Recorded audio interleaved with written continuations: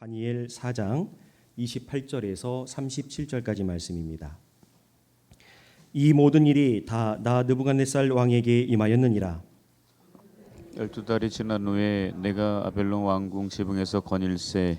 나 왕이 말하여 이르되 이 큰 바벨론은 내가 능력과 권세로 건설하여 나의 도성으로 삼고 이것으로 내 위엄의 영광을 나타낸 것이 아니냐 하였더니, 이 말이 아직도 나 왕의 입에 있을 때에 하늘에서 소리가 내려 이르되 느부갓네살 왕아 내게 말하노니 나라의 왕위가 내게서 떠났느니라. 내가 사람에게서 쫓겨나서 들짐승과 함께 살면서 소처럼 풀을 먹을 것이요 이와 같이 7대를 지내서 지극히 높으신 이가 사람의 나라를 다스리시며 자기의 뜻대로 그것을 누구에게든지 주시는 줄을 알기까지 이르리라 하더라. 바로 그때에 이 일이 나 느부갓네살에게 응함으로 내가 사람에게 쫓겨나서 소처럼 풀을 먹으며 몸이 하늘 이슬에 젖고 머리털이 독수리 털과 같이 자랐고 손톱은 새 발톱과 같이 되었더라. 그 기한이 참에 나 느부갓네살이 하늘을 우러러 보았더니 내 총명이 다시 내게로 돌아온지라. 이에 내가 지극히 높으신 이에게 감사하며 영생하시는 이를 찬양하고 경배하였더니 그 권세는 영원한 권세요 그 나라는 대대에 이르리로다. 땅의 모든 사람들을 없는 것 같이 여기시며 하늘의 군대에게든지 땅의 사람에게든지 그는 자기 뜻대로 행하시나니 그의 손을 금하든지 혹시 이르기를 내가 무엇을 하느냐고 할 자가 아무도 없도다. 그때에 내 총명이 내게로 돌아왔고 또 내 나라의 영광에 대하여도 내 위엄과 광명이 내게로 돌아왔고 또 나의 모사들과 관원들이 내게 찾아오니 내가 내 나라에서 다시 세움을 받고 또 지극한 위세가 내게 더하였느니라. 그러므로 지금 나 느부갓네살은 하늘의 왕을 찬양하며 칭송하며 경배하노니 그의 일이 다 진실하고 그의 행하심이 의로우심으로 교만하게 행하는 자를 그가 능히 낮추심이라. 이는 하나님의 말씀입니다. 아멘. 함께 믿음으로 따라하면서 고백하겠습니다. 하나님의 거룩한 말씀, 우리 삶의 능력입니다. 오늘 주시는 하나님의 말씀 믿음으로 아멘 하겠습니다. 받은 말씀 따라 순종하며 살아내겠습니다. 할렐루야. 예, 아멘. 말씀을 준비하면서요, 제가 영화의 한 대사가 떠올랐습니다. 어떤 대사였냐면 내가 왕이 될 상인가. 혹시 기억하십니까?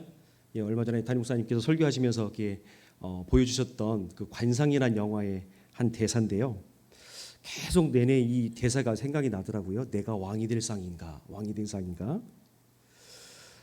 왜 이 대사가 떠올랐을까 곰곰이 생각을 해봐도 아무리 모르겠더라고요.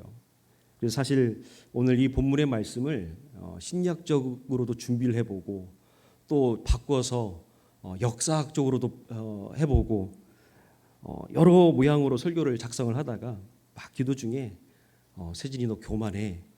나는 그 말씀이 계속 제 안에 울리더라고요. 그래서 하나님이 나를 교만하게 보시는구나 라고 생각하면서 말씀이 어떤 말씀인지 다시금 보면서 이제 교만이라는 주제를 가지고 나아가야겠다라고 생각을 하고 말씀을 준비했습니다. 요즘은 개신교에서는 잘 가르치지 않지만 기독교는 오래전부터 인간의 마음을 무너뜨리는 대표적인 죄를 가르쳐 왔습니다. 그것을 바로 칠죄종이라고 하는데요. 교만, 탐욕, 또 음욕, 시기, 탐식, 분노, 나태를 가리켜서 칠죄종이라고 합니다. 우리 개신교에서는 가르치지 않는 덕목이고요. 로마 가톨릭이나 성공회에서 가르치는 내용들입니다. 이것은요, 성경에 기록된 그 모든 죄들을 7가지로 제한하려는 것이 아니라 수많은 죄의 뿌리가 어디인지를 이야기하는 것이지요. 그리고 이 칠죄종에 반대되는 덕목을 뭐라고 말하냐면요, 칠주선이라고 부릅니다. 이것은 겸손, 자선, 정결, 친절, 절제, 인내, 근면 7가지로 해서요, 칠죄종에 반대되는 개념으로 이제 설명을 하곤 합니다. 그런데 이 덕목들은요, 사람이 자기 힘과 능력으로 쌓아서 얻는 구원의 공로가 아니에요. 즉 내가 선을 행해서 그 공덕으로 구원받는다라는 개념이 아닙니다. 오히려 하나님의 은혜로 구원받은 백성이 성령 하나님의 도우심을 따라서 맺어가야 할 거룩한 삶의 열매를 말하고 있는 것이죠. 그 가운데 교만은요, 가장 뿌리가 깊고 위험한 죄라는 것이죠. 예를 들면 그런 것이죠. 우리 목사님께서 주일날 설교하실 때 요즘 팔복 설교하시잖아요. 그 중에 팔복의 가장 기초가 되는 게 뭐라고 그랬습니까? 심령이 가난한 자. 자, 그것이 기본이 되었을 때의 팔복의 의미가 있는 것처럼 모든 죄의 뿌리, 기본은 뭐라고요? 교만. 자, 따라합니다. 교만. 그렇죠. 교만이죠. 왜냐하면요, 이 교만이란 것은 피조물인 인간이 하나님 없이도 살 수 있다. 아니면 내가 하나님처럼 될 수 있다라는 것을 역사를 통해서, 성경을 통해서 드러낸 사건이기 때문에 그렇지요. 그래서 하나님께서 주신 은혜를 무엇으로 만듭니까? 자신의 업적으로 만들고 마침내 하나님께서 앉으셔야 할 보좌에 누가 앉습니까? 자기 자신이 앉는 것이죠. 우리는 어떻습니까? 창세기를 보면 아담과 하와의 그 선악과 사건을 통해서 이 모습을 우리는 너무나도 잘 알고 있지요. 그렇기 때문에 탐욕이 재물을 움켜쥐게 하고 또 분노가 관계를 어그러뜨린다면 교만이란 것은 그 모든 죄를 정당화시키고 삶의 중심을 하나님에서 나 중심으로 옮겨가게 만드는 가장 근본인 죄가 교만인 것이죠. 더욱더 두려운 것은요, 이 교만이란 죄는 나 하나에서 끝나지 않는다는 거예요. 제가 예전에 청년부 설교할 때도 우리 청년들한테 이야기한 것 같지만 죄라는 것은 전염성이 있습니다. 그렇기 때문에 부패한 곳은 또 부패하게 마련이죠. 쉬운 예로 그렇죠. 우리가 박스에 감자를 담아두고 오래 두면 어떻습니까? 하나가 썩기 시작하면 그 다 썩어버리죠. 그런 것 똑같습니다. 즉 교만이란 그 씨앗이 내 안에 싹이 나기 시작하면 내 온 전인을 다 썩게 만든다는 것이죠. 그래서 이 교만한 사람은 다른 이들을 사랑해야 할 대상으로 보는 것이 아니라 자기의 뜻을 이루기 위한 착취의 도구로 바라봅니다. 그리고 자신의 판단을 절대화하고 또 질문과 이견을 불순종으로 여기게 되죠. 그래서 왜라는 것을 허용하지 않습니다. 게다가 함께 이룬 공로까지도 다 가로채서 자신의 것으로 만들어버립니다. 그렇게 교만이라는 죄는 가정을 갈라놓고 또 관계를 갈라놓고 심지어는 교회 안에서의 신뢰와 사랑을 무너뜨리는 너무나도 무서운 죄라는 것이죠. 그렇기 때문에 7죄종 중 교만이 개인을 넘어서 공동체를 무너뜨리는 가장 큰 죄인 까닭은 바로 한 사람의 이 교만이 반복되고 묵인되기 시작하면 결국에는 마침내 공동체 전체가 하나님보다 사람의 눈치를 보는 공동체가 되기 때문이죠. 또 하나님의 진리보다 권력을 따르는 병든 문화가 공동체에 자리 잡기 때문이라는 사실입니다. 그렇기 때문에요, 우리의 삶 속에서 실패만이 우리에게 믿음의 그 검증의 대상이 되는 것이 아닙니다. 성공은 역시 우리가 진정으로 누구를 의지하고 있는지를 비춰보는 믿음의 뭡니까? 시험대라는 사실이죠. 왜냐하면 실패라는 것을 통해서 내 연약함을 깨달을 수 있어요. 내가 이것이 부족했구나. 내가 이 부분을 좀 더 노력해야겠구나 라는 것을 깨닫게 할 수 있습니다. 그런데 성공은 어떻습니까? 모든 것이 하나님의 은혜라고 고백하는 것을 더욱더 굳게 지키도록 우리에게 요구하기 때문에 어쩌면 실패라는 것보다 성공이라는 것이 우리에게 더 큰 시험대로 다가올 수 있습니다. 따라서 우리가 받은 은혜를 기억할 때에 자랑거리는 하나님께 감사거리가 되고 또 우리에게 맡겨진 자리는 소유가 아니라 충성의 자리가 되는 줄 믿습니다. 그리고 교만을 벗고 겸손히 하나님을 바라다 볼 때에 저와 여러분들의 은사와 직분은 사람을 억누르는 그런 힘이 아니라 공동체를 살리는 하나님의 은혜가 될 줄 믿습니다. 오늘 본문 말씀은요, 이 교만한 한 사람, 즉 느부갓네살 왕의 이야기입니다. 역사적으로 보면 이 느부갓네살의 이름은 네부카드네자르라는 이름입니다. 많이 들어보셨죠? 바벨론의 두 번째 왕이죠. 그런데 이 네부카드네자르, 즉 느부갓네살 왕은요, 성공의 가도를 달렸던 그런 왕입니다. 즉 높은 자리에 올라섰던 그런 왕이지요. 심지어 느부갓네살은 어땠습니까? 자신이 확장시키고 발전시켰던 바벨론 도시를 바라다 보면서 매우 흡족해했던 왕이었죠. 그에게 있어서 제국과 백성은 무엇이었습니까? 하나님께서 맡기신 그런 책임의 대상이 아니라 자신의 위엄을 드러내고 자신의 필요를 따라 사용하는 도구가 되어버렸던 것이죠. 그러나 하나님께서는 그를 어떻게 하셨습니까? 그를 낮추셔서 마침내 하늘을 우러러보게 하셨다는 것입니다. 그렇기 때문에 오늘 말씀 앞에서 저와 여러분들에게 던져진 질문은 이것입니다. 바로 우리는 그리스도의 교회를 세우고 있는가? 아니면 교회 안에서 나의 바벨론을 세우고 있는가라는 질문이 저와 여러분들에게 던져졌습니다. 오늘 28절을 보면 이렇게 말씀합니다. 우리 화면을 보면서 같이 읽어보겠습니다. 시작. 이 모든 일이 다 나 느부갓네살 왕에게 임하였느니라. 아멘. 자, 이 모든 일은요, 하나님께서 느부갓네살 왕에게 꿈을 통하여 엄중히 경고하신 일들이죠. 하나님께서는 아무 준비나 아무 언지 없이 느부갓네살을 갑자기 치신 게 아니에요. 여러 번 꿈을 통해서 상황을 통해서 경고하시고 또 경고하셔서 그가 돌이킬 수 있는 기회를 주셨지요.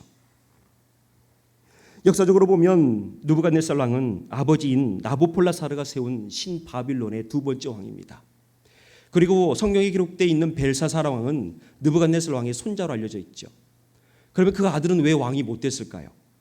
그 아들은 학자에 따라 좀 다른데 어떤 학자는 여행을 좋아해서 왕되기를 거절했다라는 그런 얘기도 있고요. 아니면 정복 전쟁이 이제 한참이었기 때문에 느부갓네살의 아들은 전쟁하러 나가고 대신 손자가 왕이 됐다. 이런 썰도 있습니다. 어쨌든 간에 아버지가 세운 나라를 이어받아서 나라를 확장시키고 강력하게 만들었던 아주 강력한 왕권을 가졌던 왕이었죠. 그래서 우리가 잘 알고 있는 예루살렘을 정복했던 왕으로 우리가 잘 알고 있습니다. 그런데 이 바벨론의 역사를 보면 어떻습니까? 이슈타르 문이라고 하죠. 지금 영국 박물관에 있는 파란색으로 된 그 승계문이 전시되어 있죠. 이슈타르 문을 만들고 거대한 궁전을 만들고 또 자신의 사랑하는 아내를 위해서 공중 정원을 만들었다고 하고 또 강물을 끌어들여서 도시를 관통하게 만드는 수로를 만들었던 정말 위대한 업적을 남겼던 왕이지요. 한마디로 말하면 당시 최고의 도성으로 바벨론을 만들었던 최고의 왕 중의 왕이었습니다. 그런데 그는 다니엘을 통해서 어땠습니까? 하나님의 말씀, 하나님의 경고를 여러 차례 들었어요. 그래서 다니엘 2장을 보면 어떤 꿈을 꿉니까? 그는 거대한 신상을 바라보는 꿈을 꿉니다. 자, 그런데 그 꿈을 해석하지 못해서 어떻게 했습니까? 모든 박수와 술객들을 다 죽이려고 그래요. 너희들 이거 해석해봐. 그때 다니엘에 가서 기도하고 그 꿈을 해석해 주죠. 그런데 사람의 손으로 하지 않은 돌이 그 신상을 무너뜨리고 그 큰 산을 이루었을 때에 결국 다니엘은 느부갓네살에게 뭐라고 말합니까? 금머리가 느부갓네살을 가리키지만 그 권세조차도 하나님께서 주신 것이다. 결국 하나님께서 세우시는 나라만이 영원할 것이라는 경고를 듣게 되지요. 결국 느부갓네살이 꾼 꿈은 무슨 말입니까? 내가 금으로 된 머리일 수는 있지만 역사의 머리는 아니다라는 것이죠. 다시 말하면 당신이 지금 이 시대의 왕일 수는 있지만 왕 중의 왕은 아니다라는 것이죠. 그러나 다니엘 3장을 보면 어떻습니까? 느부갓네살은 두라 평지에 온 몸이 금으로 된 신상을 세웁니다. 그리고 모든 사람에게 뭐라고 말합니까? 그 신상에게 엎드려 절하라고 명령하죠. 옆에서 이제 충신들이 이제 꼬드기죠. 왕 신상에 절하지 않으면 풀무불에 태워 죽이라고. 그러면서 누구를 이제 집어넣습니까? 다니엘의 세 친구 사드락과 메삭과 아벳느고를 집어넣어 버리지요. 성경을 보니까 7배나 더 뜨겁게 했대요. 쉽게 말하면 용광로 불을 7배나 더 뜨겁게 할 정도로, 심지어는 그 사람들을 집어넣는 사람들조차도 타 죽을 정도로 불을 뜨겁게 해서 다니엘의 그 세 친구를 집어 던져 넣어 버립니다. 그런데 그 풀무불에서 희한한 것을 발견하게 되죠. 뭡니까? 분명 던진 것은 셋인데 몇 명이 있습니까? 4명이 있는 거죠. 분명 느부갓네살 왕은 풀무불에서 하나님께서 건지심을 보면서도 뭐라고 고백합니까? 사드락과 메삭과 아벳느고의 하나님, 이렇게 고백을 하게 됩니다. 결국 자신의 하나님이 아니라 너의 하나님, 당신의 하나님에서 그치는 것이죠. 또 이어서 다니엘 4장을 보면 또 한 꿈을 꾸게 되죠. 엄청 큰 나무에 과실이 맺히고 그것에 새가 깃들고 동물들이 사는 그 나무가 있는데 어떻게 됩니까? 순찰자가 나타나서 그 나무를 파괴해버립니다. 다 짐승들이 쫓겨나게 되죠. 그러면서 다니엘은 뭐라고 해석합니까? 지극히 높으신 이가 사람의 나라를 다스린 줄 깨닫게 될 것이다 라고 그렇게 해석을 하게 되죠. 그러면서 27절을 보면 죄를 끊고 가난한 자를 긍휼히 여기라고 느부갓네살에게 간절히 간곡하게 됩니다. 그런데 느부갓네살은 그 하나님의 경고를 어떻게 했습니까? 교만하게도 무시해버리고 말았어요. 그리고 오늘 말씀의 배경이 된 말씀이죠. 12달이 지난 어느 날 이제 느부갓네살이 자신의 왕궁 옥상에서 이제 자신이 세운 업적을 바라보게 됩니다. 그래서 오늘 다니엘서 4장 30절을 보면 이렇게 말씀합니다. 같이 읽어봅니다. 시작. 이 큰 바벨론은 내가 능력과 권세로 건설하여 나의 도성으로 삼고 이것으로 내 위엄의 영광을 나타낸 것이 아니냐. 아멘. 그의 말을 보면은요, 하나님 대신에 내가 가득합니다. 누가 가득하다고요? 내가. 나라는 존재가 가득해요. 내가 건설했고 내 능력으로 이뤘고 내 도성이고 내 영광을 나타냈다, 이렇게 말하고 있어요. 사랑하는 여러분, 교만이라는 것은요, 하나님께 받은 은혜를 자신의 힘으로 이루었다고 여기는 거예요. 맡겨진 청지기 직분을 자신의 소유로 바꿔서 자기의 이름을 높이는 거예요. 반대로 겸손이라는 것은 무엇입니까? 내가 수고로 얻은 그 열매까지도 모두 다 하나님께서 주신 은혜로 받고 감사하는 것이죠. 그리고 그것을 다시금 하나님께 감사함으로 돌려드리고 그것을 이웃에게 흘려보내는 것이 우리가 마땅히 취해야 할 겸손이라는 것이죠. 일전에 신명기 말씀을 통해서 우리가 말씀을 나누었지만 신명기 8장을 보면 이렇게 말씀합니다. 함께 읽어보겠습니다. 시작. 내 마음에 이르기를 내 능력과 내 손의 힘으로 내가 이 재물을 얻었다 말할 것이라. 내가 하나님 여호와를 기억하라. 그가 내게 재물을 얻을 능력을 주셨음이라. 아멘. 이스라엘 백성들이 이제 출애굽해서 이제 가나안 땅을 앞두고 있어요. 그때 하나님께서 모세를 통해서 뭐라고 말씀하셨습니까? 너희가 그 땅에 들어가면 풍족할 거야. 그때 너희가 은혜를 잊어버리면 안 돼 라고 말하면서 내 능력과 내 손이 이것을 얻었다라고 말할 거야. 그러니까 뭐라고요? 내 하나님 여호와를 기억하라. 기억하라. 그런데 이 하나님의 우려가 이스라엘 백성들의 현실의 삶을 통해서 여지없이 벌어지고 말았죠. 이 말씀은 우리가 이 땅 가운데 흘린 땀과 우리의 능력을 부정하라는 것이 아닙니다. 하나님께서 하실 거니까 우리는 뭐 기도만 하면 돼, 우리는 노력하지 않아도 하나님께서 알아서 하실 거야 라는 그런 책임감 없는 믿음을 가지라는 것이 아니에요. 오히려 그 능력의 근원이 하나님이심을 기억하라는 것이지요. 그렇기 때문에 오늘 이 말씀은요, 오늘 저와 여러분들에게 또 우리 운양교회에게 동일하게 적용된다는 사실이죠. 교회의 성장과 사역의 열매는 모두 감사히 누려야 할 하나님의 은혜인 줄 믿습니다. 다시 말하면 하나님의 은혜가 아니면 그 어떤 것도 성장할 수 없고 어떤 교회도 부흥할 수 없고 어떤 것도 이루었다고 말할 수 없는 것이죠. 그렇기 때문에 우리가 이루었다라는 그 자랑보다는 모두 다 하나님께서 이루셨고 우리는 하나님의 은혜로 쓰임받았다라고 고백할 때에 주의 몸된 교회는 느부갓네살의 교만을 멀리하고 그리스도의 아름다운 몸으로 세워져 나갈 줄 믿습니다. 그리고 성도나 또한 교회 지도자 역시 교회 안에서 자기만의 왕국 바벨론을 만들기에 충분하다는 사실이죠. 내 취향대로 내 의견대로 모든 사역과 모든 일들이 진행되어야 하고 오래 믿었다는 이유만으로 어떤 특권이나 어떤 배려를 바라고 내가 열심히 하고 있는 봉사를 인정받지 못할 때에 서운한 마음이 들면서 내가 이만큼 했으니 내가 이 교회에 얼마만큼 했으니 내 의견을 따라야 된다라고 요구할 수 있어요. 그러나 중요한 것은 교회란 것은 어떤 것입니까? 목회자의 교회도 또 항존직의 교회도 또 오래 섬긴 성도의 교회도 아니라는 사실이에요. 사도행전을 보면 교회를 가리켜 뭐라고 말합니까? 사도행전 20장 28절을 보면 자기 피로 사신 교회다라고 말합니다. 누구의 피로요? 예수 그리스도의 피로 사신 곳이 교회라는 것이죠. 그렇기 때문에 우리가 교회를 눈물로 섬겼다고 하더라도, 내 젊음을 다해서 교회를 섬겼다 할지라도, 내 힘을 다하여 물질을 다하여 뜻을 다하여 섬겼다 할지라도 우리는 교회의 소유주가 아니라 그리스도의 몸이 바로 교회고, 또한 저와 여러분들은 그분의 은혜를 맡은 청지기일 뿐이라는 사실을 기억할 수 있기를 간절히 소망합니다. 특별히요, 목회자와 항존직은 하나님 말씀 앞에서 더욱더 겸손히 서야 돼요. 어떤 목사님이 그러시더라고요. 그 인생이 얼마나 구원받기 어려우면 목회자를 삼으셨는지 모르겠다고. 항존직도 마찬가지인 것 같아요. 물론 그만큼의 책임감을 주시기 위해서 부르셨겠지요. 중요한 것은 특별히 목회자와 항존직들이 하나님 말씀 앞에 겸손히 서야 됩니다. 다시 말하면 목회자와 항존직들의 권위는 어떤 것을 얻는 소유권, 어떤 것을 주는 소유권이 아니라 그리스도께서 교회를 사랑으로 섬기도록 맡기신 권위라는 것이죠.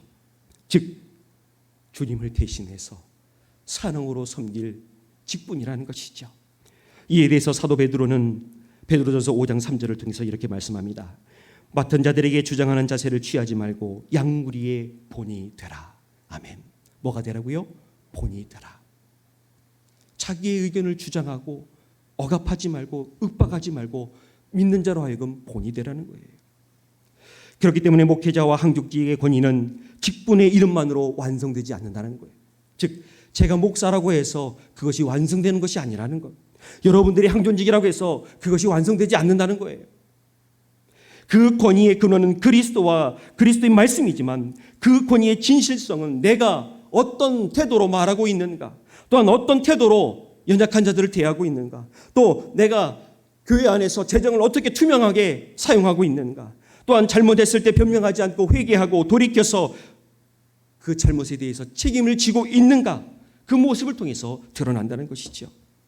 만약 강단에서 또한 개인 교제 속에서 교육 속에서 회의 협상에서 섬김과 사랑을 말하면서 실제의 결정의 자리, 개인의 교제의 자리, 어떤 그 모임의 자세서라도 질문을 회피하고 무시하고 천대한다면 우리의 신앙 고백은 이미 삶을 통해서 부정되고 있다는 사실이죠.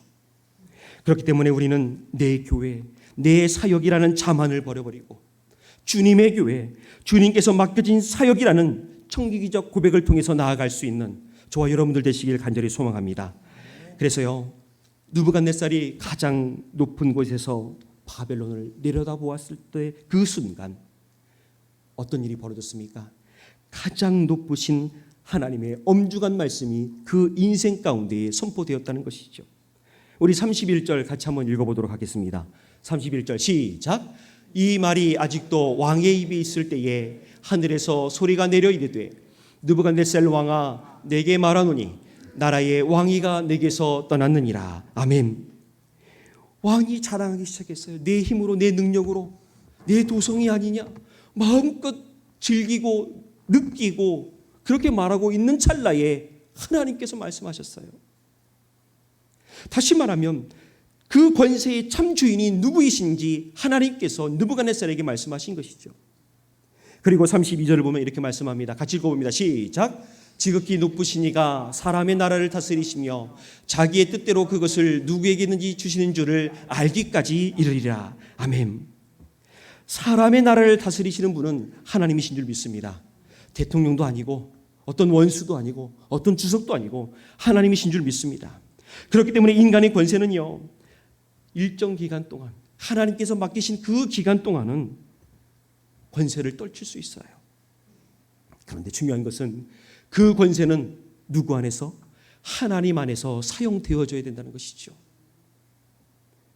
왕도 하나님 말씀 앞에 서야 되고 그 말씀을 따를 때에 왕에게 맡겨진 그 권세는 다스리고 억압하고 빼앗고 하는 것이 아니라 그 백성을 살리는 생명의 도구가 될 수 있는 것이죠. 주의 몸된 교회는 더욱더 그렇습니다. 교회의 모든 지도자와 또 당회와 재직회 또 오랜 전통도 모두 다 하나님 말씀 앞에 겸손히 서야 될 줄 믿습니다.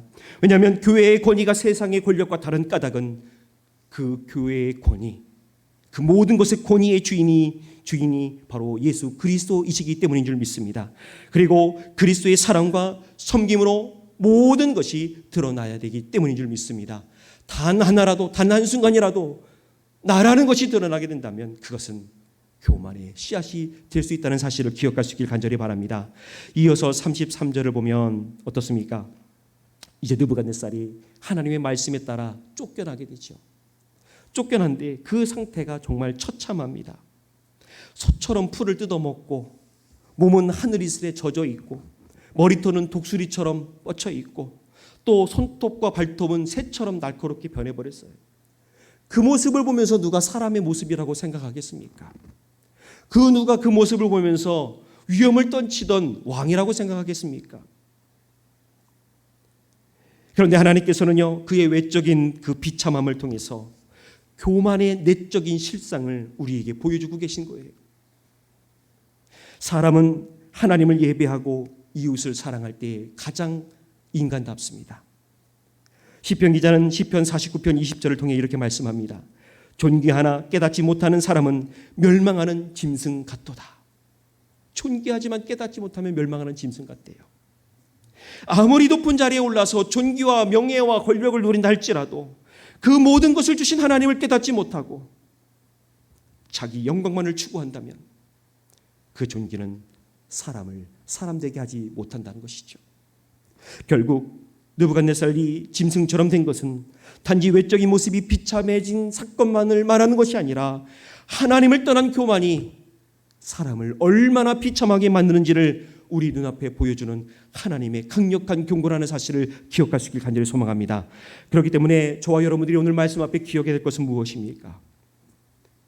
하나님은 느부갓네살을 버리시기 위해서 그를 다주신 것이 아니라 그를 통해 참된 왕이 누구인지를 말씀하시고 또 다시금 온전히 하나님만을 섬기는 그 온전한 사람의 자리로 돌아와 맡겨진 삶을 하나님 뜻 안에서 살아갈 수 있도록 회복시키신 데 있다는 사실을 기억할 수 있길 간절히 바랍니다. 제가 항상 강조하지만 하나님의 경고와 하나님의 심판은 뭡니까? 우리를 멸망시키려는 것이 아니라 우리로 하여금 우리의 죄를 깨닫고 우리를 그리스도께로 인도하시기 위함이라는 사실이 있죠. 그렇기 때문에 34절을 보면 느부갓네살이 이렇게 고백합니다. 같이 읽어봅니다. 시작. 그 기한이 참에 나 느부갓네살이 하늘을 우러러 보았더니 내 총명이 다시 내게로 돌아온지라. 아멘. 환경이 바뀐 것이 아니에요. 그의 왕권이 먼저 회복된 것도 아닙니다. 뭐가 바뀌었습니까? 그의 시선이 바뀌었다는 거예요. 지금까지는 높은 곳에서 자신이 이뤘다고 여기는 아래를 내려다보면서 만족했지만 그렇게 내려다보면서 교만함으로 나아갔지만 이제 어떻게 했습니까? 낮은 곳에서 하늘을 우러러 보게 되었다는 것이죠. 다시 말하면 하나님을 다시 나의 왕으로 인정하고 하나님의 선하신 그 다스리심을 기뻐하는 자리로 나아갔다는 것이죠. 그렇기 때문에 그가 회복한 총명이라는 것은 무엇입니까?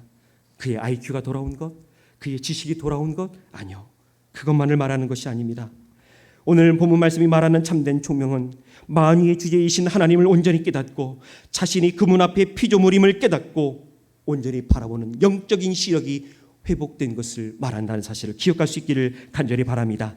다시 말하면 자신이 하나님께 받은 은혜로 살아가는 존재임을 인정하는 것이 참된 총명이라는 사실을 기억할 수 있기를 간절히 바랍니다. 그리고 37절을 보면 뭐라고 말합니까? 그 이전에는 뭐라고 말했습니까? 30절을 보면 나의 능력, 나의 도성, 나의 영광 모든 추호가 나였어요. 그러나 37절에 가면 뭐라고 고백합니까? 하늘의 왕, 그의 일, 그의 행하심으로 고백하게 되죠. 우리 마찬가지로 37절 한번 크게 읽어볼까요? 시작. 그러므로 지금 나 느부갓네살은 하늘의 왕을 찬양하며 칭송하며 경배하노니 그의 일이 다 진실하고 그의 행하심이 의로우심으로 교만하게 행하는 자를 그가 능히 낮추심이라. 아멘. 사랑하는 우리 성도 여러분, 진정한 회복은요 환경의 변화보다 예배의 대상의 변화에서 시작되는 줄로 믿습니다. 내가 누구를 예배하고 있는가? 그리고 우리 교회의 언어가 우리의 업적, 나의 업적, 누구의 업적에서 그리스도의 은혜로 바뀔 때에 참된 영적 회복, 참된 그 회복이 일어나게 될 줄 믿습니다. 무엇보다도요, 우리는 느부갓네살보다 크신 왕을 바라봐야 될 줄 믿습니다. 느부갓네살은 자신을 높이려다 낮아졌지만 만왕의 왕이신 예수 그리스도께서는 지극히 높으신 하나님의 아들이시지만 낮고 낮은 이 땅 가운데 내려오셔서 우리를 구원해 주셨어요. 그래서 빌립보서 2장 말씀을 보면 뭐라고 말씀합니까? 하나님의 본체시고 동등되시지만 다 버리시고 종의 형체를 가지고 이 땅 가운데 내려오셔서 우리를 구원해 주셨다라고 증언하고 있어요. 느부갓네살은 자기의 영광을 구하면서 자기의 그 권위를 높였지만 예수 그리스도께서는 자신을 낮추시고 오히려 하나님 아버지의 영광을 구하셨고, 느부갓네살은 백성을 자기 왕국을 건설하는 데 동원했지만 예수 그리스도께서는 자신의 생명을 내어주어 죄악 가운데 멸망받을 수밖에 없는 하나님의 백성을 구원해 주셨다는 사실이죠. 그렇기 때문에요, 우리는 예수 그리스도의 그 겸손을 본받아야 되지만 무엇보다도 우리가 구원받은 그 백성이라는 사실을 한순간도 잊어서는 안 될 줄 믿습니다. 우리가 어떤 사역을 하든지 무슨 일을 하든지 어떤 곳에서 섬기든지 보이든지 보이지 않든지 우리는 겸손으로 행해야 될 줄 믿습니다. 말씀을 맺지요. 우리 교회 역시 안에서도 마찬가지예요. 자기의 이름과 자기의 영향력이라는 바벨론을 세울 위험이 우리에겐 너무나도 많습니다. 그러나 우리가 받은 모든 것을 하나님의 은혜로 고백할 때에 우리의 직분과 우리의 은사는 사람을 살리고 주의 몸된 교회를 세우는 거룩한 도구가 될 줄 믿습니다. 왜 그렇습니까? 교회의 머리는 오직 예수 그리스도 한 분이시기 때문인 줄 믿습니다. 그렇기 때문에 말씀을 마치면서요, 우리 마음을 한번 정직히 살펴봤으면 좋겠어요. 나는 과연 하나님께 받은 그 모든 것을 은혜로 고백하고 있는가? 아니면 내가 이루었다고 그렇게 말하고 있는가? 내게 주신 그 직분과 은사들을 그것들을 통해서 다른 사람들을 세우고 기쁘게 하고 있는가? 아니면 남을 억압하고 무시하고 오히려 나를 드러내는 데 사용하고 있지는 않는가? 또 교회 안에서 내 뜻보다 하나님의 뜻이 이루어지는 것을 보면서 기뻐하고 있는가? 아니면 하나님의 뜻보다 내 뜻대로 되는 것을 통해서 카타르시스를 느끼고 있지 않는가? 또 누군가의 아픔과 상처를 내 체면보다 더 소중히 여기는가? 아니면 거룩하게 보이는 말들을 늘어놓고 또 정갈한 옷을 입은 내 모습에 집중하고 있는가 말이지요. 오늘 이 시간 말씀을 마무리하면서 이렇게 함께 고백했으면 좋겠어요. 우리 화면 보면서 함께 크게 읽어보면서 말씀 마치겠습니다. 시작. 주님, 교회는 우리의 것이 아니라 주님의 것입니다. 우리가 주인의 자리에 앉으려 했음을 용서하여 주옵소서. 직분과 은사와 권위를 주님의 영광을 위하여 사용하게 하시고 낮아지신 그리스도를 따라 약한 사람을 품으며 서로 살리고 세우게 하옵소서. 이 고백대로 나아갈 수 있는 우리 모든 운영의 가족들 되시기를 주님 이름으로 간절히 축복합니다. 우리 함께 찬양하면서 만왕의 왕이신 우리 주님만을 찬양하며 나아가겠습니다.